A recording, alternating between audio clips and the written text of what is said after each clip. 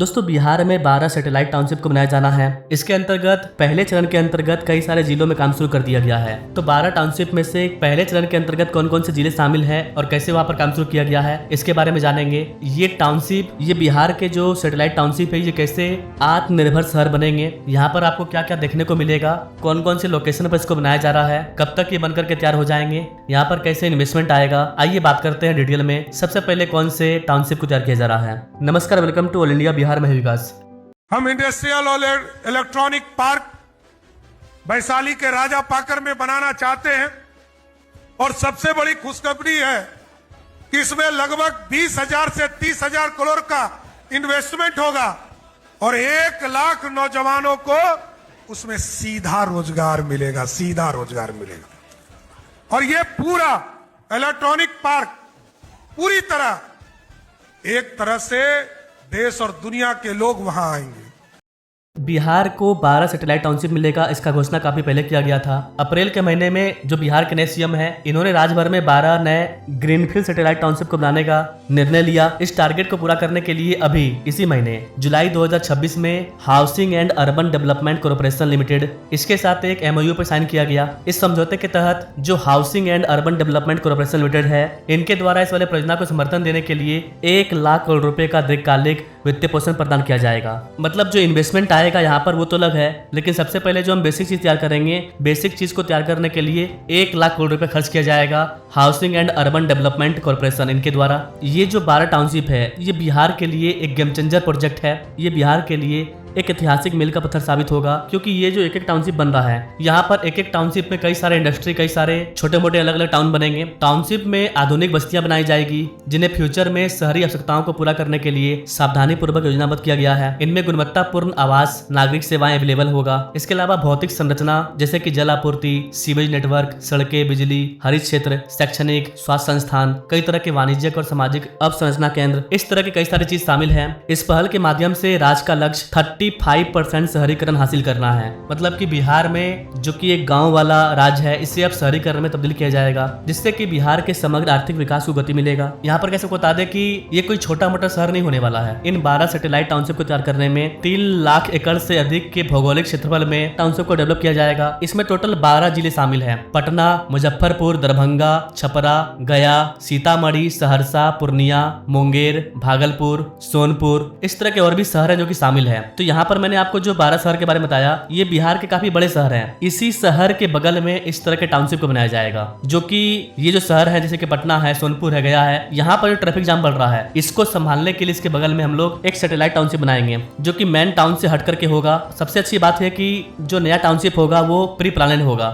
यहाँ पर पहले से ही सारा चीज का व्यवस्था किया जाएगा। ऐसा नहीं है कि सड़कें बन गई उसके बाद हम पाइपलाइन का काम कर रहे हैं, गैस का पाइपलाइन बिछा रहे हैं, इस तरह की चीज नहीं होगी। जितना भी वर्क होगा वो पहले कर लिया जाएगा। पहले चरण में सबसे पहले पटना, सोनपुर, गया, दरभंगा, पूर्णिया, सहरसा और मुंगेर, इनको शामिल किया गया है। उसके बाद फिर दूसरे ग्रुप के द्वारा सीतामढ़ी, छपरा, मुजफ्फरपुर, भागलपुर, इन जिलों में काम किया जाएगा। सबसे पहले 12 में से 7 शहरों के लिए नोजल और मास्टर प्लान 30 मार्च 2027 इसको अधिसूचित कर दिया गया है। इसके बाद जो दूसरी ग्रुप होगी उसको 30 जून 2027 तक अधिसूचित कर दिया जाएगा। ये जो नए सैटेलाइट टाउनशिप बनेंगे, इनको मेन टाउनशिप से काफी ज्यादा निकट बनाया जाएगा और इसके लिए मेन टाउनशिप के बगल में जमीन को तलाशा जा रहा है, जो कि मौजूदा नियोजित सड़क, रेल, एयरपोर्ट, इन सबसे आसानी से कनेक्टेड हो, या हम आसानी से उनको बड़े मार्केट से, मेट्रो, एक्सप्रेसवे, हाईवे से जोड़ पाएं। इस चीज को देखते हुए लोकेशन को तैयार किया जा रहा है। टाउनशिप स्थलों का चयन मौजूदा शहरों से निकटता, उपयुक्त भूमि, कई तरह के फैसिलिटी को देख के किया जा रहा है। फ्यूचर में आवश्यकता पड़ने पर 3 लाख एकड़ से अधिक के विस्तार की संभावना को ध्यान में रखते हुए बनाया जाएगा। करीब करीब 11 टाउनशिप के लिए चिन्हित सभी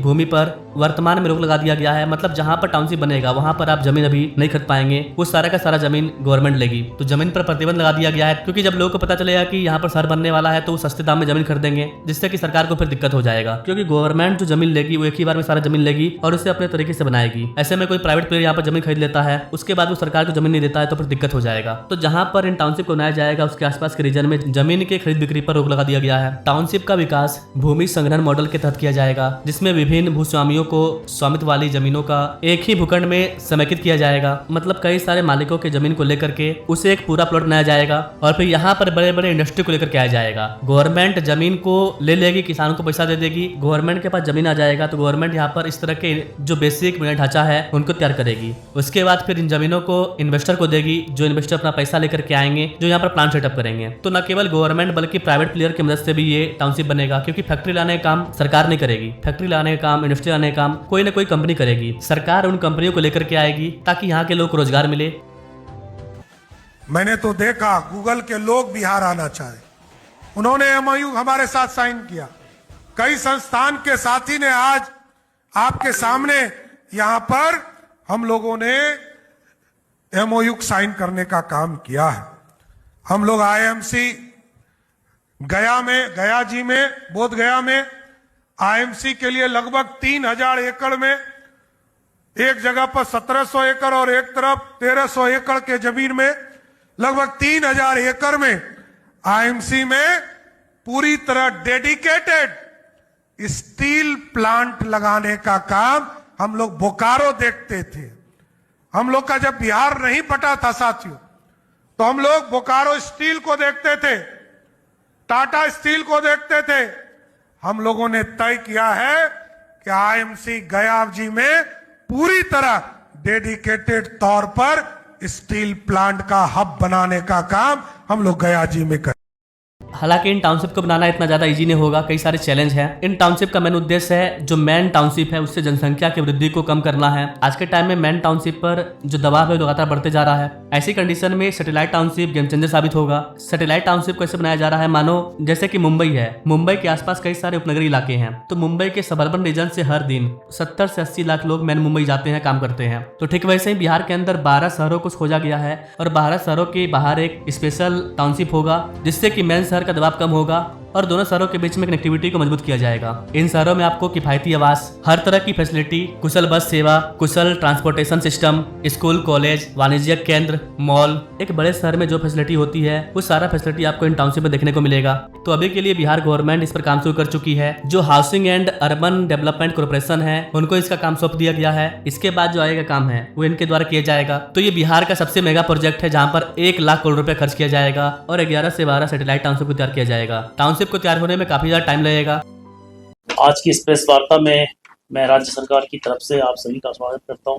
सरकार ने निर्वाचन के बाद एक बहुत ही महत्वपूर्ण निर्णय लिया था कि राज्य में 11 जगहों पर सैटेलाइट सिटीज का विकास किया लेते हुए उन 11 जगहों के जो सैटेलाइट टाउनशिप्स बसने वाले हैं उनके लिए स्थल का अनुमोदन किया और उसके साथ ही उन सैटेलाइट टाउन्स के दायरे में जो विशेष क्षेत्र आएंगे और कोर क्षेत्र आएंगे उनके लिए जमीन की खरीद बिक्री, हस्तांतरण, वहाँ पर भूमि विकास तथा कंस्ट्रक्शन को राज्य सरकार ने 31 मार्च 2027 और 4 टाउनशिप्स के लिए 30 जून 2027 तक रोक लगा रखी।